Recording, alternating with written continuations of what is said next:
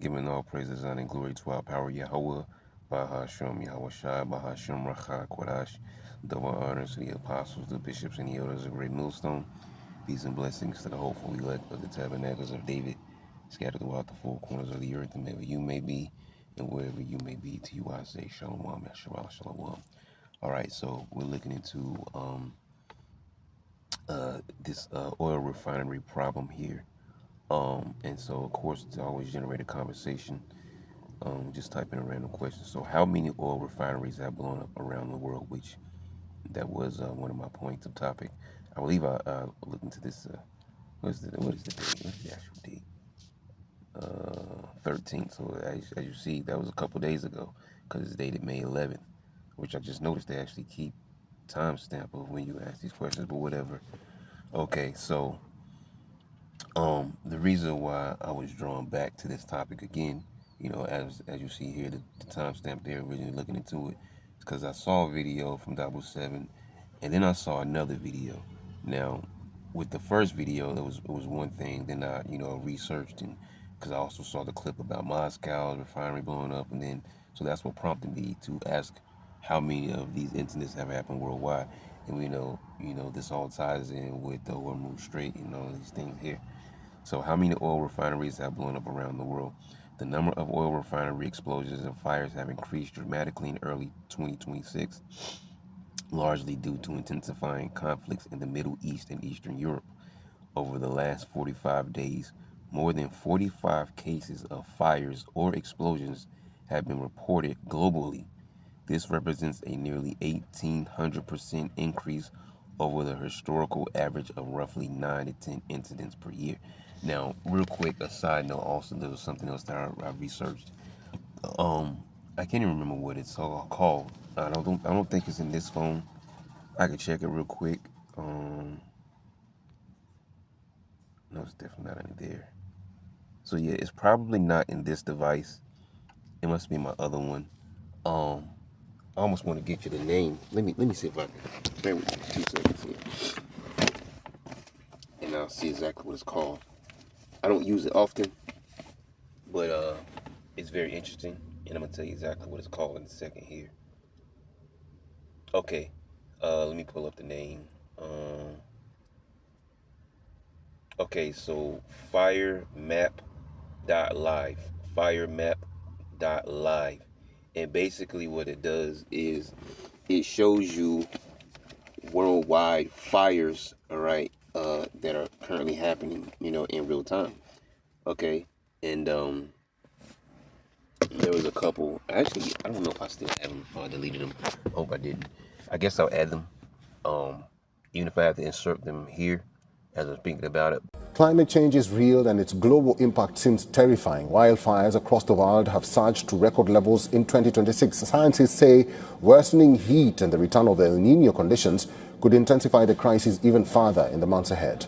The severe impact of global warming is visible in shifting global climate patterns from Africa and Asia to parts of North America. Vast stretches of land have already burned this year, underlining impact of climate change on global fire patterns. The World Meteorological Organization expects El Nino conditions to emerge from May, increasing the likelihood of droughts, heat waves, and further wildfire outbreaks globally. According to data compiled by World Weather Attribution, more than 150 million hectares have been burned globally between January and April this year. Africa has recorded the largest area affected, with nearly 85 million hectares burned so far.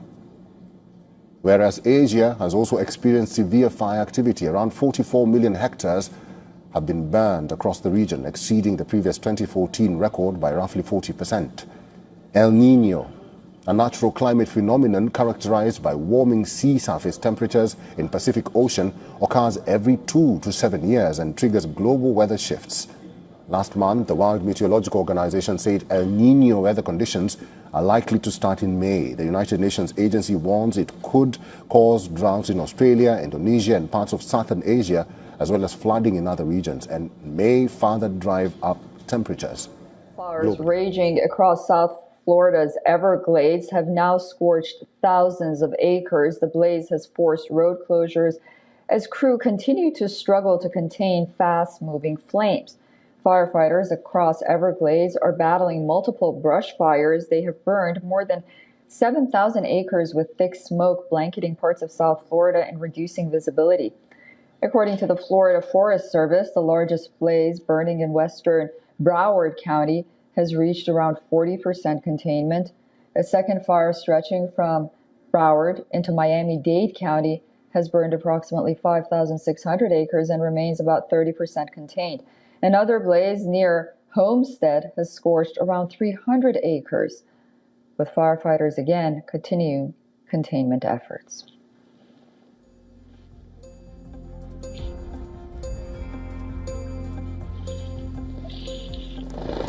Authorities moved overnight to shield the Holly Lake mobile home community, setting up a protective perimeter around roughly 650 homes to keep the fire at bay. Crews from several agencies, supported by helicopters dropping water, are working to slow the fire's spread as dry conditions continue to fuel the flames.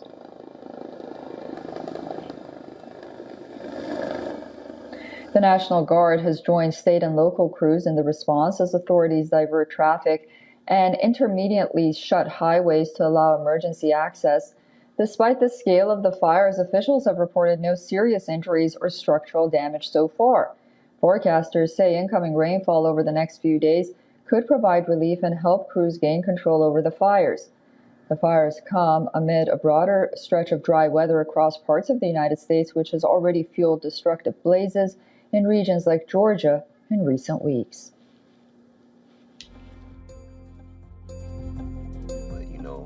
But different fires that are happening constantly around the world as well. All right. Um, so which makes me think about how I said I wish it were already burning, right? But anyways, different fires that are happening around the world. These things are just like random. Like like the Lord is showing that we are at the end of this age by the different things that keep happening. And then there are a lot of incidents that keep happening at different places and even at the same time, like to a small degree, but these fires that are happening in different places. But getting back on point with let me pull it back up here, with this here. Okay, so the recent major incidents, all right, across multiple continents, high-capacity refineries have experienced catastrophic failures or targeted attacks. Middle East war zone. Since the escalation of the U.S., Israel, and Iran conflict, at least 37 to 39 energy sites, including refineries and gas fields, have been damaged across 9 countries. Russia-Ukraine conflict. Approximately 14 of 30 large Russian refineries have been damaged by long-range drone strikes as of early 2026. This has knocked out roughly 15%, all right, which is 500,000 barrels per day of Russia's refining capacity. All right, United States, several major incidents occurred in quick succession, including a large explosion at Valero Port Arthur Refinery in Texas and a fire at the Marathon, Texas City facility. All right, India, a massive fire broke out at the HPCL Rajasthan, all right, Pachpadra Refinery, just one day before its scheduled inauguration in April 2026. Australia, a 13-hour blaze at the Viva Energy Geelong Refinery in April 26 significantly reduced regional fuel output. Okay, then it goes into historical trends and data, so on and so forth. All right, what's this? Systemic stress. Okay, so major historic explosions. Amoy Refinery, Venezuela, 2012. BP, Texas City, USA, 2005. Superior Refinery, USA, 2018. All right, so then I went on to ask it, well, how does this affect the world economy? Going into what? All these different oil refineries just seem to be magically blowing up, which we see what Esau does. All right, what planes were magically falling from the sky, trains were magically just toppling over the tracks, bridges were just magically falling and being destroyed, ships crashing in bridges. So now we have what? Chicken factories magically going up in flames. Now we all of a sudden have what? Oil refineries that magically keep getting blown up. Okay, so we know that this is how the devil operates, man. make them seem like random incidents, but he's actually he is strategically striking at different things, all right? Because remember now, his he was a cunning hunter, all right? He saw as a cunning hunter, so he's able to strategically plan, and because his blessing was what, or half of his blessing was what, the sword. So the sword put together with him being a cunning hunter, he knows how to, you know, strike at his target, man. Okay. So how does this affect the world economy? Which is his target is everybody, even his own people. All right. To whom Ecclesiasticus, to whom, if man, let me just see if I can pull it up. I wasn't expecting to go over there, but I don't want to jumble up my words here. Ecclesiasticus, is it 14?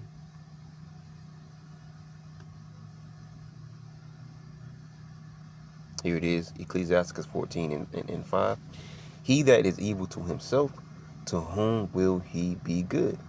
And for example, what we're saying here, if he's wicked towards his own people, he stole the blessing from his own people, he treated his own people, you know, as now he treats them somewhat higher, all right, than the other nations, especially us Israelites, but they're still nobodies and low-level class citizens to him, because you can see, you know, an Edomite that'll be winning versus the life of Jake, all right, but even that same Edomite, he's a nobody, and we're to him.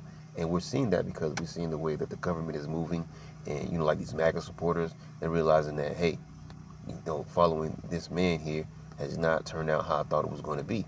But it goes to show you, all right, now that they're pissed off, that's part of their Edomite supremacy being shown. You thought that Trump was going to come back and bring, you know, Edomite supremacy, all right? We could just look down on you niggas in any way that we want, all right? And then you other nations too. And if you don't like it, get out of our country. And if you are here to stay, make sure you speak our language and all this madness like that, all right? But they have been fooled, okay? Because these elites, they're higher up of their own people, do not care about them. He that is evil to himself, to whom will he be good? He shall not take pleasure in his goods, right? There is none worse than he that envieth himself, and this is a recompense of his wickedness. And if he doeth good, he doeth it unwillingly, like when they gave you the stimmies. And at the last he will declare, or when he gave you the, you know, the jungle juice, all right? Okay? And last he will declare his wickedness. And it came out to say that 6 feet apart doesn't work. Mask doesn't work. Oh, this was a lie. Oh, Fauci lied. And, you know, so on and so forth. You see? The envious man hath a wicked eye. He turneth away his face and despiseth men. He hates everyone, including his own people. Going back to that verse, he that is evil to himself, to whom will he be good? Nobody. Because if he'll treat his own people, you know, like crap, or like slaves, or like nobodies, and low class, low level citizens, what more you Israelites? This is what we're trying to tell you. This man is your ultimate enemy. Okay?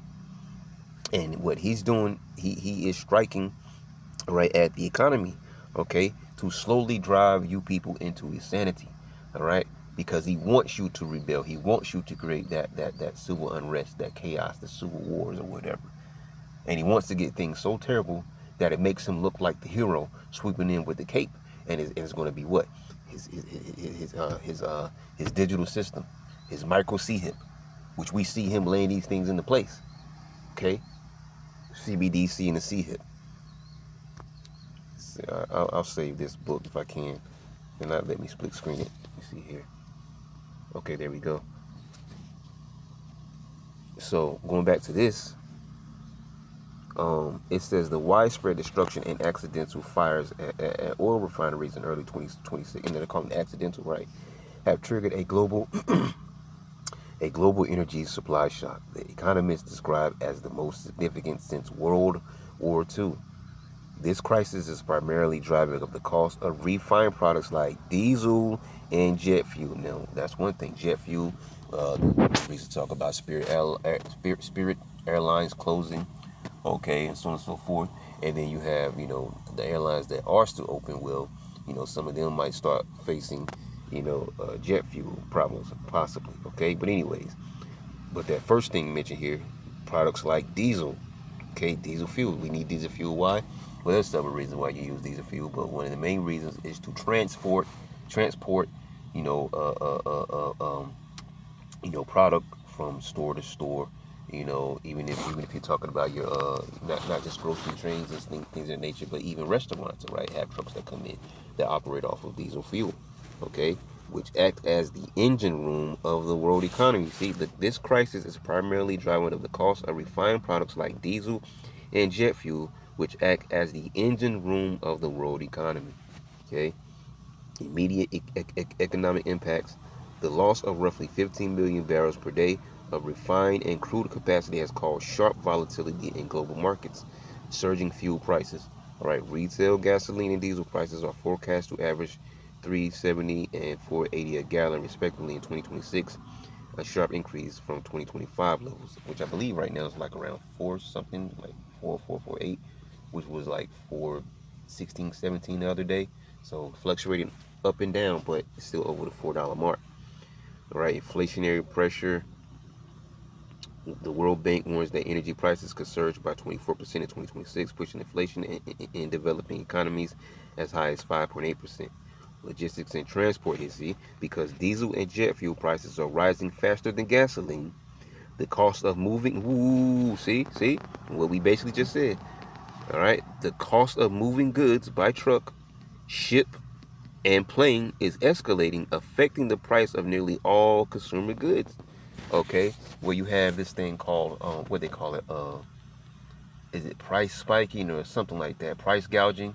Okay, anyways, them spiking up the prices of things in the grocery store, saying that because we have a shortage of things. All right, so these thing that was regularly on the shelf is now considered somewhat rare. All right, because there's a limited supply, we're not receiving like we should, so we have to spike up the prices. All right, or we're gonna run out. No, you're gonna run out anyways because people are gonna buy, but you're gonna spike up the prices, man. Look, check this out. Recession risks. Analysts warn that if crude prices sustain levels near $200 per barrel, global economies could fall into a deep recession. Okay, and there's been talks about that. All right, some of these economists are talking about recession coming. Some are saying that we're already in a recession. See, but nonetheless, we're watching America spiral in a slow spiral into chaos in this place, and the Lord is going to allow them to just unleash. All right. Oh, let's get that in a second. Just all their furies. Matter of fact, let's just try to get right to it. I'm trying to make this as short as possible. Sedition among men. Okay. People complaining, right? Second Edges 16. Oh, actually, I gotta. Man. Let me jump through these loopholes real quick. All right, here we go. Second Edges 16. I'm sorry, 15 and 14. Woe to the world and them that dwell therein. For the sword and the destruction draweth nigh, and one people shall stand up and fight against another, and swords in their hands, weapons. Okay? For deletion. For there shall be sedition among men. Okay? People inciting one another with fair speeches to say that we should do this, we should do that, we should fight back, we should go here. Like the day when they stormed the Capitol. Right, somebody came up with the idea, which was probably a crisis actor, but you get the point. Okay? Sedition among men. All right? One person or a small group of people getting together, all right, and giving some goodly words to a larger group of people to come together and take action against our local authorities, all right, governors, state, and even the actual country, all right, the government, all right. For there shall be sedition among men, and invading one another. They shall not regard their kings nor princes. See, and the course of their actions shall stand in their power. All right, they're going to overwhelm, and this is where things are set in place like martial law, where the troops come in. But even before that, things like the QRF, the quick response forces, are set in place for people, because people are going to go nuts, man. All right, talk of the all these different diseases, okay, going around. All right, they're saying that it's not going to be a problem. Same thing they said about Bobit, and the next thing you know, out of nowhere, all right, mask lockdowns, curfews, all this kind of isolation, all this other madness, and people went crazy. So if they hit with the same playbook, they're going to go double crazy. They're going to go double nuts, okay? And these people are going to wild out this time around. And that's what Esau wants. He smiles at it because he's not been affected. He's sitting there in his little mini mansion house, drinking some coffee or whatever, or probably some blood.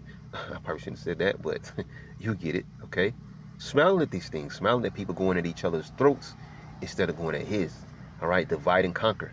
Let them fight against one another, and they'll never see that I'm the root of the problem, which some people are starting to somewhat wake up to, but not the majority. And so those same majority are going to go at each other.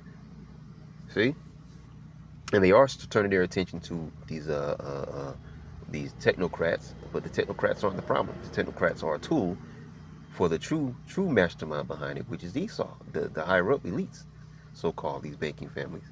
But anyways, it says, they shall not regard their kings nor princes, in the course of their actions shall stand in their power. A man shall desire to go into a city and shall not be able. Okay, which we see what's happening right now. All right, a new a lockdown may come. All right, from this new thing going around. All right, the rat man. Okay, from off that cruise ship. See. So if the rat man spreads like they wanted to, because they're telling you that, oh, it's not going to be a problem, all right, but yet different people are going to different places all around the country and all around the states, right? But it's not going to be a problem. Then what? It spreads unknowingly. So by the time they actually say that, hey, this thing now is a problem and we need to be aware and we need to do this and that, it already spread. They are doing this strategically.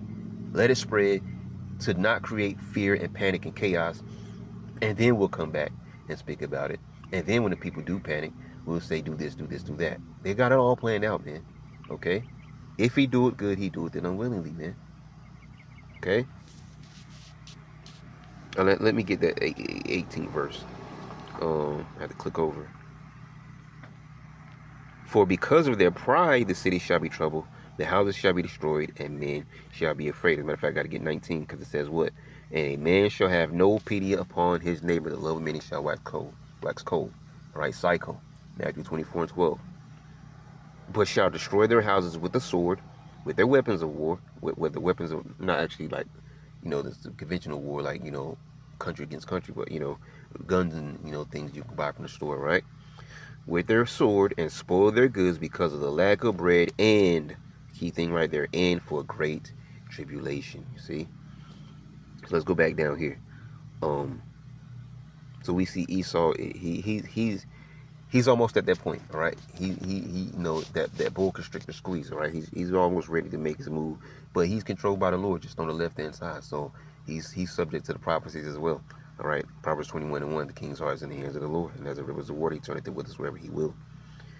Okay. So you see that happening here. Logistics, transport hits. Because diesel and jet fuel prices are rising faster than gasoline, the cost of moving goods by truck, ship, and plane is escalating, affecting the price of nearly all consumer goods. Recession risk. Analysts warn that if crude prices sustain levels near $200 per barrel, global economies could fall into a deep recession. Global economies, that's plural, can fall into a deep recession. So that's a world recession, right? Supply chain and industry disruptions. The damage to refineries creates a bottleneck where there is enough crude oil but not enough capacity to turn it into usable fuel. Right, so energy crisis, right? Manufacturing and agriculture, higher energy and fertilizer costs, often derived from petroleum, are expected to reduce crop yields, potentially leading to global food shortage, which we've been talking about. 70% of the farmers, all right, are not able to receive what is necessary for their crops, all right, this year. Only 30%. That's global, worldwide. Only 30%, and that plays into what? All right, a shortage of goods. Okay. Aviation and shipping. These industries are facing immediate operational challenges due to the scarcity of jet fuel and maritime diesel. Strategic reserve depletion. Countries are deploying commercial and strategic reserves at an unprecedented scale to keep markets stable, but these stocks may only last a few more weeks before reaching critical levels. Regional economy shifts, so on and so forth. Net importers, all right, so on and so forth. All right, crude oil, $81.86, down 22.9% since April 30th, so on and so forth. If you get into that type of stuff, all right.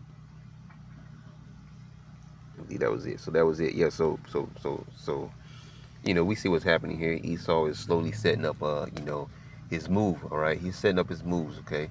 To really further oppress the people, especially those here in Babylon the Great, all right, collapsing this current society, all right, so he can bring forth his new agenda, which is a digital system, all right, the digital wave, okay.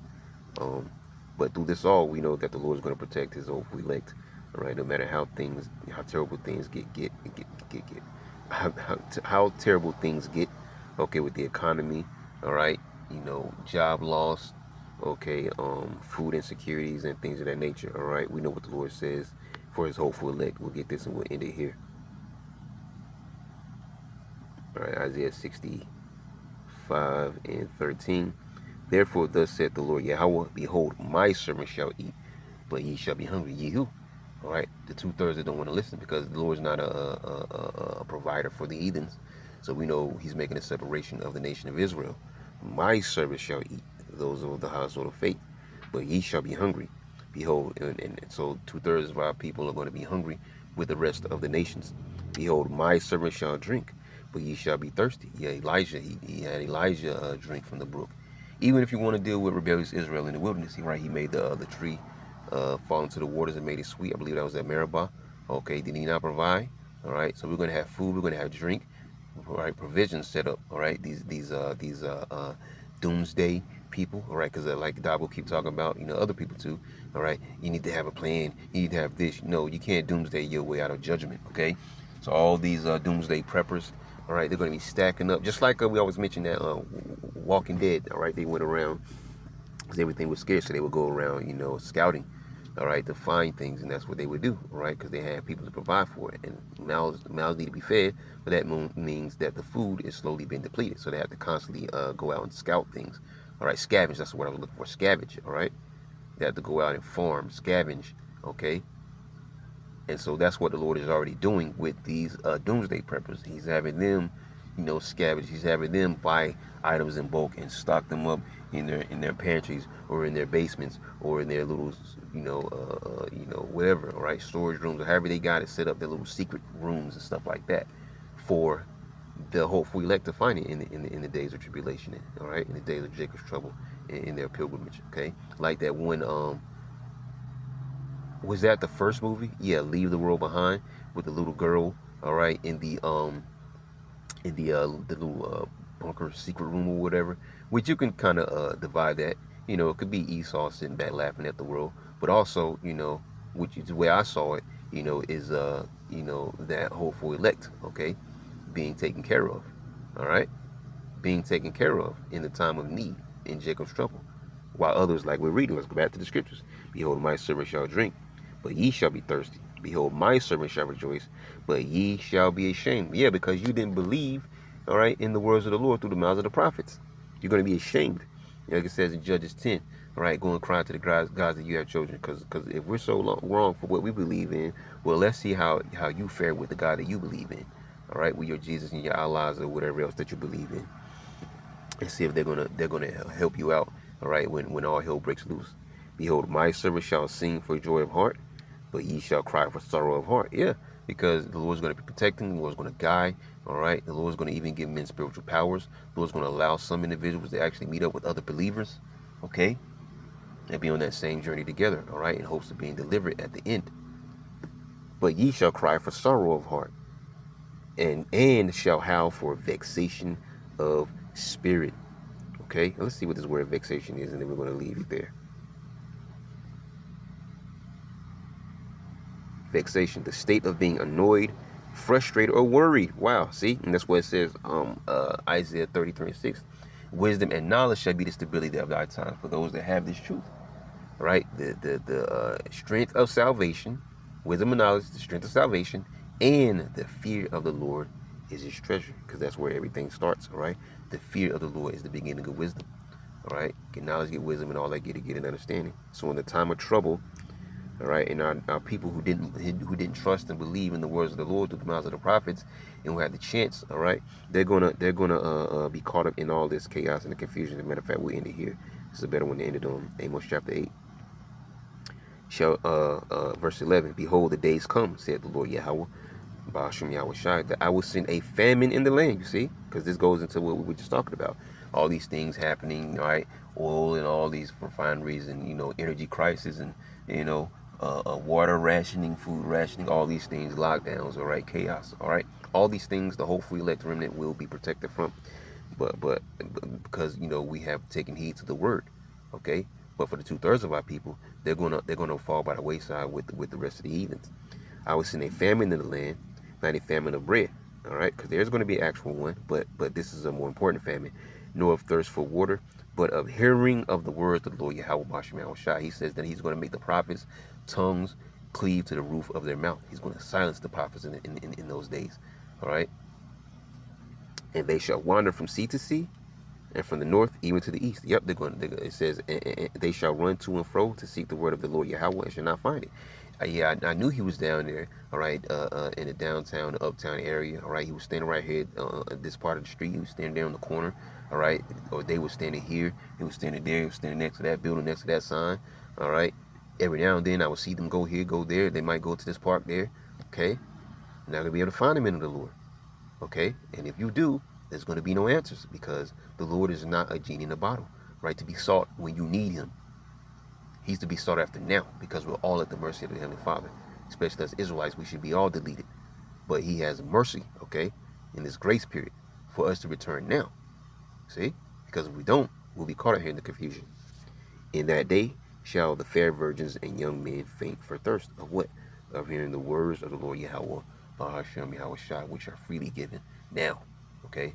So we don't be caught up, in the madness of the world, right? Seeking the Lord now, so that we don't be caught up in the confusion and the chaos that's going to happen. And we got to be here in it, right? Acts 14:22, through much tribulation, unless we enter to the kingdom. But that scripture also says, confirming the souls of the disciples, that we continue on, all right, in this faith, in this journey, all right, this pilgrimage, all right, and through the scriptures we get comfort, all right. So yeah, and hope, okay. So when the world is going through chaos and we actually have to be in it, we are going to be comforted, all right, by divine intervention from the Heavenly Father, all right, through our understanding of the scriptures. So, I'm gonna leave it at that. Lord willing, you edify to next thing. That's what I'm gonna say. Shalom. This is Dabu 7. You were looking at footage here of the H.F. Sinclair Refinery in West Tulsa, Oklahoma, on fire. The cause, we don't know, but what we do know is this: refineries keep exploding. Just like this. We now have a list of places at a time when oil being held up in the Straits of Hormuz is raising questions. And we have neither the local news outlets or authorities releasing any information on what caused this fire, any suspects, anything like that.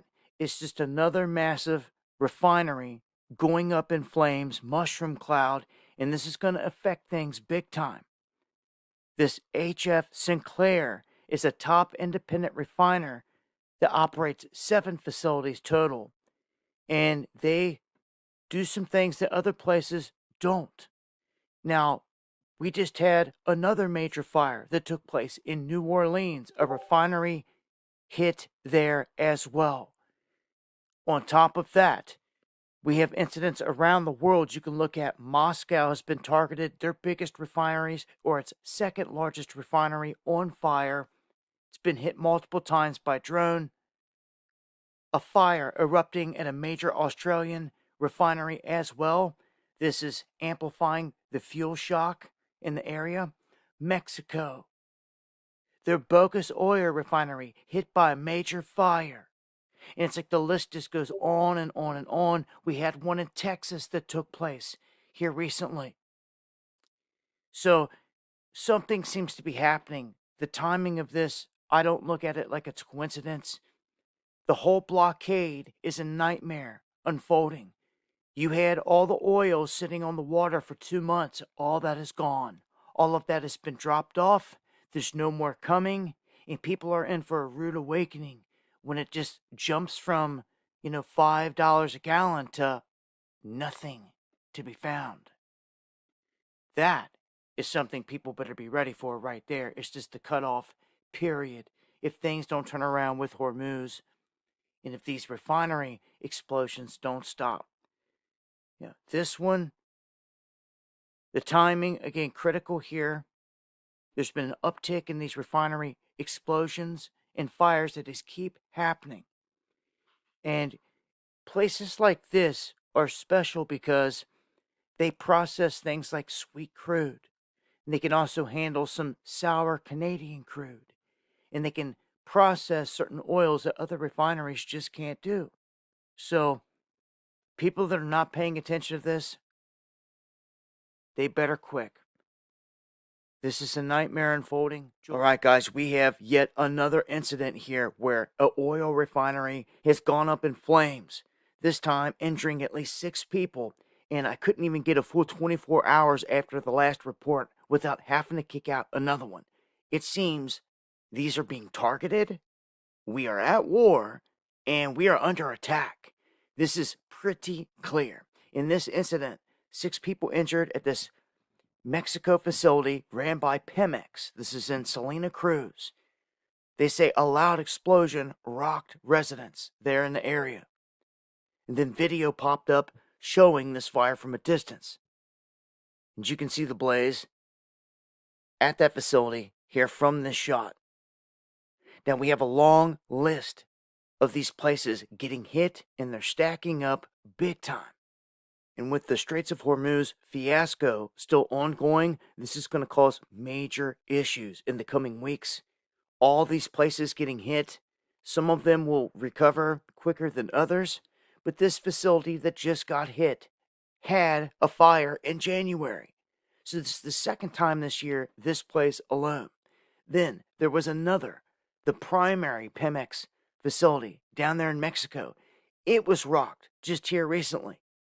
You had Moscow, their second largest refinery, getting blasted. Then Australia, they had a major refinery go up in flames there. Okay. Then when you turn to the United States, we had Port Arthur that just took place here recently. Then we had New Orleans. And then just last night or yesterday, we had Oklahoma. This is crazy. This is more than I've ever seen ever before, and I believe there's something going on here with this. I will continue to follow these events and report on them. Follow me on X and join me for the live streams going live Monday, Wednesday, and Friday, 8 p.m. Eastern. But be vigilant and have a plan. Something's in motion. It's rather obvious.